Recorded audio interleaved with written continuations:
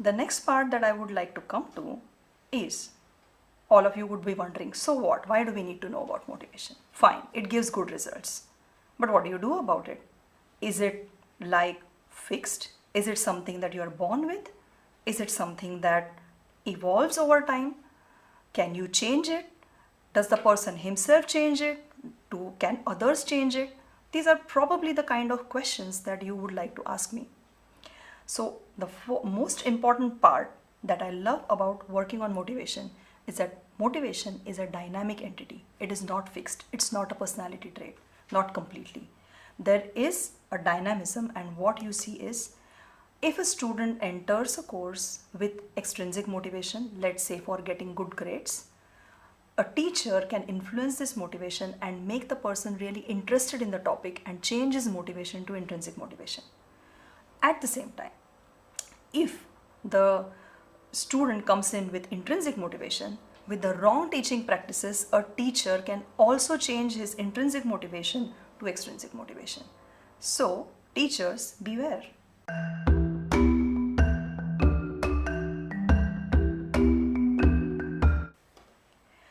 Now, self-determination theory does not just tell us about the different types of motivation. The nicest thing about this theory is that it tells you how can you enhance students' intrinsic motivation, and that's what I like about it.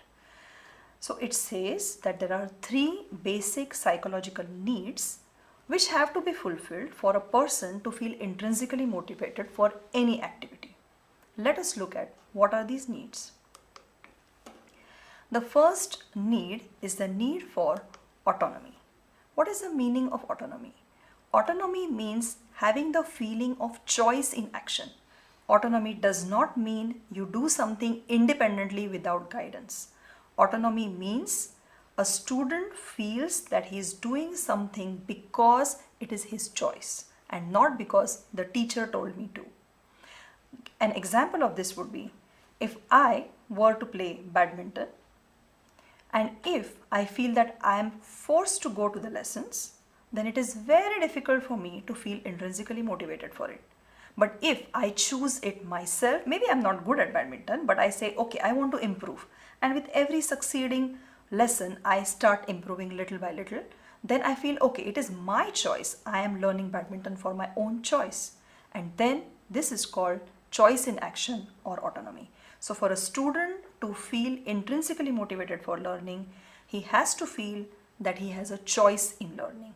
And the choice doesn't always have to be whether I have to do it or not. It can be within the curriculum. The student has choice in what he can do and how he can do it and at what pace.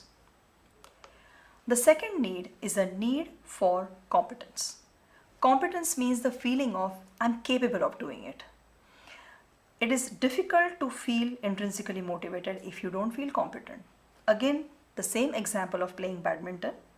If I'm really bad at badminton, can I feel intrinsically motivated for it? No. Does it mean that I should give up playing badminton? No. What can a teacher do for increasing the sense of competence? Maybe a very difficult activity can be broken down into smaller activities and a person starts mastering them one by one and then reaches the level of competence which is expected. So what happens is, at every small step, the person feels, I am competent at this. Now I can go for the next one. And slowly the sense of competence builds up. If you don't have the feeling of competence, you cannot feel intrinsically motivated. The third need is the need for relatedness. Relatedness means a sense of belonging. It might be to the group, it might be to the circle of teachers, it can be towards patients. So relatedness is feeling connectedness, feeling like I'm part of the group.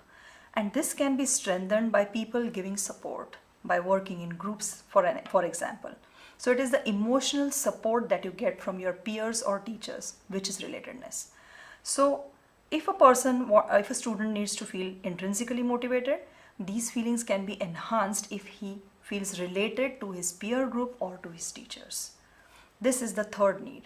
And self-determination theory says that if autonomy, competence and relatedness are fulfilled, the needs are satisfied, then a person can feel intrinsically motivated.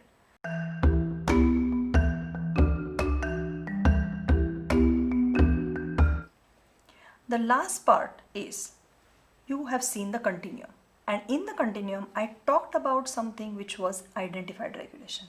Now what's the importance of this identified regulation? I think it's very important. Can you have students who are always intrinsically motivated for everything? I don't think it is practically possible. Can you have students who feel this is important for me, and if it is important, I will do it? I think as a teacher, each one of us can strive to make our students see the relevance or the importance of what they are doing. And if they do that, you have won the battle, because identified regulation gives you the same results or similar results to students who are intrinsically motivated. So maybe you think, is it possible for me to make my students intrinsically motivated? Yes, maybe, no, maybe, but definitely you can make them see the relevance of what they're doing or see the importance of what they're doing, see the big picture. And then students, I think, would be very inclined to feel identified regulation, and that is good enough for good results. So show the relevance and show the big picture to your students would be an extra tip to the 3 needs that self-determination theory describes.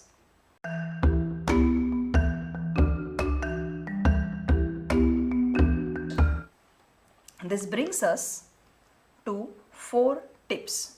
3 are based on the needs and the 4th is based on identified regulation. The first is give your students a sense of autonomy. Second is provide a feeling of competence. The third tip is provide experience of relatedness. And the 4th tip is show the relevance, show the big picture. With these 4 tips, you can try to influence your students' motivation so that they are intrinsically motivated for learning.